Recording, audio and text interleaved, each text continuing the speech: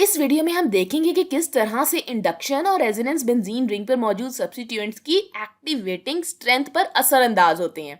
लेकिन सब्स्टिट्यूएंट्स पर जाने से पहले जल्दी से इलेक्ट्रोफिलिक एरोमेटिक सब्स्टिट्यूशन के मैकेनिज्म का जायजा ले लेते हैं, जिसमें बेंजीन रिंग शामिल है। और बेंजीन रिंग न्यूक्लियोफाइल के तौर पर काम करेगा। बेंजीन रिंग में जितने भी पाई इलेक्ट्रॉन्स हैं वो नेगेटिवली चार्ज हैं और पॉजिटिवली चार्ज चीजों को अपनी तरफ खींचते हैं। मिसाल के तौर पर इलेक्ट्रोफाइल।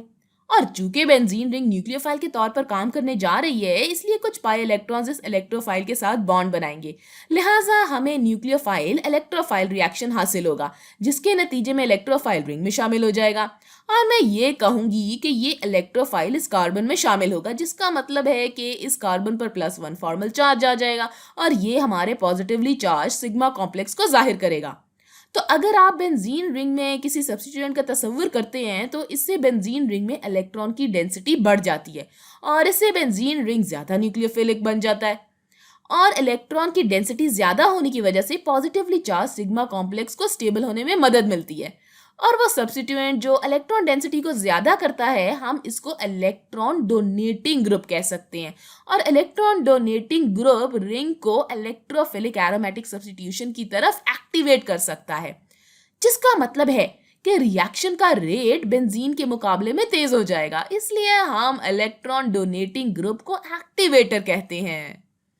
अगर हम इससे मुख्तलिफ सूरत हाल के बारे में सोचें, अगर हम रिंग पर मौजूद ऐसे सब्स्टिट्यूएंट को देखें जो रिंग की इलेक्ट्रॉन डेंसिटी को कम करे, तो रिंग इतनी न्यूक्लियोफिलिक नहीं होगी, जिसकी वजह से positively charge sigma complex destabilise हो जाएगा। लिहाजा वो सब्स्टिट्यूएंट जो रिंग की इलेक्ट्रॉन डेंसिटी को कम करता है, इसे हम इलेक्ट्रॉन विदड्रॉइंग ग्रुप कहते हैं, यानी इलेक्ट्रॉन निकालने वाला ग्रुप। क्योंकि ये रिंग में से इलेक्ट्रॉन डेंसिटी को निकालता है और ये यकीनन रिंग को इलेक्ट्रोफिलिक एरोमेटिक सब्स्टिट्यूशन की तरफ जाने से डीएक्टिवेट कर देता है। इसलिए इसे हम डीएक्टिवेटर कहते हैं। इसलिए ये बेंजीन के मुकाबले ज्यादा सुस्त रिएक्शन होगा। चलें अब देखते हैं कि किस तरह इलेक्ट्रॉन डोनेटिंग ग्रुप और इलेक्ट्रॉन विदड्रॉइंग ग्रुप का तस्वर एक्टिवेटिंग ताकत को मुतासिर करता है। और हम ताकतवर एक्टिवेटर से शुरू करेंगे। तो पहले हम फिनाइल मॉलिक्यूल को देख सकते हैं और रिंग पर मौजूद इस कार्बन के बारे में सोच सकते हैं, जिसने ऑक्सीजन के साथ सिग्मा बॉन्ड बनाया हुआ है। हम जानते हैं कि ऑक्सीजन कार्बन से ज्यादा इलेक्ट्रोनेगेटिव है और इसलिए ऑक्सीजन इंडक्टिव इफेक्ट के जरिए से रिंग से कुछ इलेक्ट्रॉन डेंसिटी निकाल सकता है ना। तो ऑक्सीजन ज्यादा इलेक्ट्रोनेगेटिव होने की वजह से सिग्मा बॉन्ड से इलेक्ट्रॉन्स को अपनी तरफ खींच सकता है और इस तरह से ये इलेक्ट्रोनेगेटिविटी की वजह से रिंग से कुछ इलेक्ट्रॉन डेंसिटी निकाल लेता है। इसलिए हम इसे इंडक्शन या इंडक्टिव इफेक्ट कहते हैं। लिहाजा इस मॉलिक्यूल में कुछ इंडक्शन है और चूंकि ये इलेक्ट्रॉन डेंसिटी को कम कर रहा है, तो आप सोच रहे होंगे कि OH एक डी एक्टिवेटर हो सकता है, लेकिन ऐसा नहीं है। OH एक स्ट्रॉन्ग एक्टिवेटर है, इसलिए यहाँ पर जरूर कोई और इफेक्ट भी होगा जो इस इंडक्टिव इफेक्ट पर रद्द अमल करेगा और यकीनन वो इफेक्ट रेजोनेंस है। तो हम फिनाइल मॉलिक्यूल के कई रेजोनेंस स्ट्रक्चर्स बना सकते हैं, लेकिन अगर आप इस ऑक्सीजन पर इलेक्ट्रॉन्स के लोन पेयर के बारे में सोचें तो ये बिल्कुल बेंजीन रिंग के पास है। लिहाजा इलेक्ट्रॉन का ये लोन पेयर रेजोनेंस में हिस्सा ले सकता है और यहाँ पर हरकत करके पाई बॉन्ड बना सकता है, जो कि इन इलेक्ट्रॉन्स को इस कार्बन पर धकेल देंगे। चलिए हम आगे बढ़ते हैं और कार्बन और ऑक्सीजन के दरमियान पाई बॉन्ड बनाते हैं। इस ऑक्सीजन पर अभी भी इलेक्ट्रॉन का लोन पेयर मौजूद है और हाइड्रोजन भी इसके साथ जुड़ा हुआ है। अब इसके पास +1 फॉर्मल चार्ज है और हमारे पास पाई इलेक्ट्रॉन्स यहाँ पर हैं और ये इलेक्ट्रॉन्स इस कार्बन पर आ गए हैं, जिसकी वजह से कार्बन पर -1 फॉर्मल चार्ज है। हम और भी रेजोनेंस स्ट्रक्चर्स बना सकते हैं, लेकिन मैं इधर ही रुक रही हूँ, क्योंकि जो बात मैं बताना चाहती हूँ वो ये है कि हम रिंग में इलेक्ट्रॉन डेंसिटी की कुछ डोनेशन पाई बॉन्ड के जरिए से कर सकते हैं। मैं आगे बढ़ती हूँ और पाई बॉन्ड की निशानदेही करती हूँ। तो ये इलेक्ट्रॉन्स इधर आते हैं और कार्बन और ऑक्सीजन के दरमियान पाई बॉन्ड बनाते हैं। लिहाजा इससे इस कार्बन और ऑक्सीजन के दरमियान p ऑर्बिटल का ओवरलैप हो जाता है। चलें इसे जल्दी से बना लेते हैं। तो हमारे पास कार्बन है और ऑक्सीजन है और हमारे पास p ऑर्बिटल्स का ओवरलैप होने जा रहा है। चूंकि कार्बन और ऑक्सीजन पीरियोडिक टेबल में एक ही पीरियड में आते हैं, इसलिए इनके p ऑर्बिटल्स तकरीबन एक ही साइज के हैं और इसका मतलब है कि आपको अच्छा ओवरलैप हासिल होता है और इसलिए ऑक्सीजन इस काबिल होती है कि वो रिंग को कुछ इलेक्ट्रॉन डेंसिटी दे सके।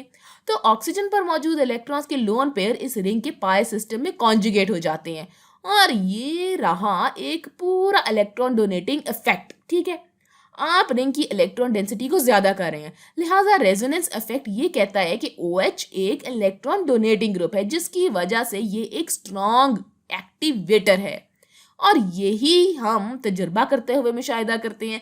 इसलिए हम कह सकते हैं कि जब हम ताकतवर एक्टिवेटर की बात करते हैं तो रेजोनेंस इफेक्ट इंडक्टिव इफेक्ट को मात दे देता है।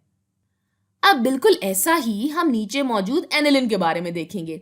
अगर हम इस कार्बन के मुकाबले में नाइट्रोजन को देखें तो नाइट्रोजन ज्यादा इलेक्ट्रोनेगेटिव है, लिहाजा ये इंडक्टिव इफेक्ट के जरिए से रिंग में से कुछ इलेक्ट्रॉन डेंसिटी निकाल सकता है। मैं इधर एक तीर बनाकर जाहिर करती हूँ कि इलेक्ट्रॉन नाइट्रोजन की तरफ जा रहे हैं। अब अगर देखें तो नाइट्रोजन ऑक्सीजन की तरह इतनी इलेक्ट्रॉन नेगेटिव नहीं है, इसलिए ये इंडक्शन के जरिए ज्यादा इलेक्ट्रॉन डेंसिटी नहीं निकाल रहा।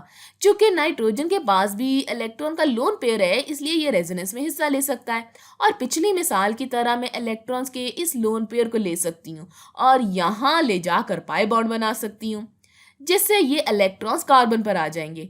तो मैं आगे बढ़ती हूँ और एक रेजोनेंस स्ट्रक्चर बनाती हूँ, लिहाजा मैं कार्बन और नाइट्रोजन के दरमियान पाई बॉन्ड दिखा सकती हूँ।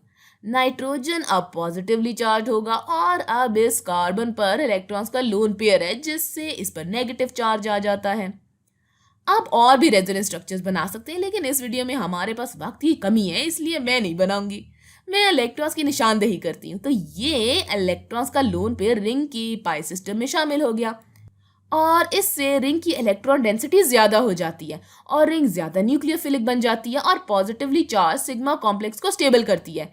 इसलिए ये एक इलेक्ट्रॉन डोनेटिंग ग्रुप है जो इसे एक्टिवेटर बनाता है। हम इस कार्बन और नाइट्रोजन के p ऑर्बिटल्स के बारे में भी सोच सकते हैं। ये भी पीरियोडिक टेबल में एक ही पीरियड में है, इसलिए इनके p ऑर्बिटल्स तकरीबन एक ही साइज के हैं, जिससे आपको इन p ऑर्बिटल्स का अच्छा ओवरलैप हासिल होता है। अब अगर देखें, एनिलीन फिनाइल के मुकाबले में ज्यादा रिएक्टिव है और इसकी वजह यह है कि नाइट्रोजन ऑक्सीजन के मुकाबले में कम इलेक्ट्रोनेगेटिव है, जिसका मतलब ये है कि ये पाई इलेक्ट्रॉन्स रिंग के पाई सिस्टम में ज्यादा अच्छे से मिल सकते हैं और नाइट्रोजन इनको ऑक्सीजन के मुकाबले में ज्यादा नहीं खींचता और नाइट्रोजन के कम इलेक्ट्रोनेगेटिव होने की वजह से रिंग में ज्यादा इलेक्ट्रॉन डेंसिटी डोनेट होती है, यानी अतिया की जाती है, जिससे ये ज्यादा बेहतर इलेक्ट्रॉन अतिया करने वाला ग्रुप बन जाता है, जो कि रिंग को इलेक्ट्रोफिलिक एरोमेटिक सब्स्टिट्यूशन रिएक्शन की तरफ ज्यादा एक्टिवेट करता है। अगले वीडियो में हम इंडक्शन और रेजोनेंस के यही तस्वर इस्तेमाल करेंगे और हम कमजोर डीएक्टिवेटर की मिसाल भी देखेंगे, जो कि अभी तक ऑर्थो पैरा डायरेक्टर है।